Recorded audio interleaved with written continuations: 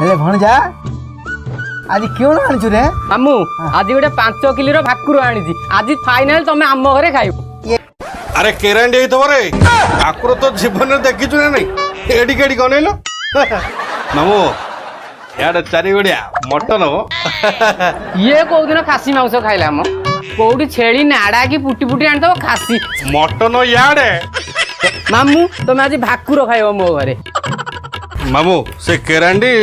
चिंगुड़ी सेगुड़ा छाड़ आमर direct mutton उपर कथा सी कौन दब खाइबू तुमको मो स्त्री बढ़िया रोषे कर आज मामू बढ़िया मिसिकी मटन ना दिया मटन मटन मामू तुमको प्रथम खाइबा कथा किए कहितला सीए मटन दब पुटी खाए लोक मु आनी भाकुर तुम मो घरे खाइब। माछ दिए के खुआई ना आज नुआ खुआ हाँ ये माछ गाली से खाए लोग ये माछ कंटा देखी नी बिले आम मामू सीए कौन कहब मो मु प्रथम भाकुर आज आनी तो मो घरे रख तो भाकुर तो पाखे मामू तुम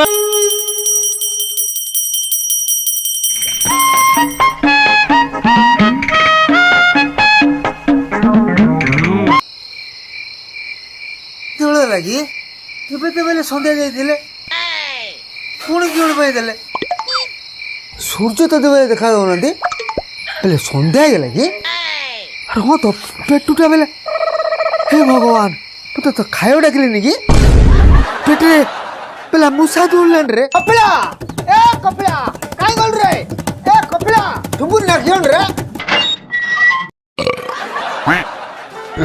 प्रोब्लेम टा कौन मुझे को बुझिली एक्चुअली आम ओडिया गोटे कथा अच्छी दी घर कुणिया उपास तुम अवस्था आज से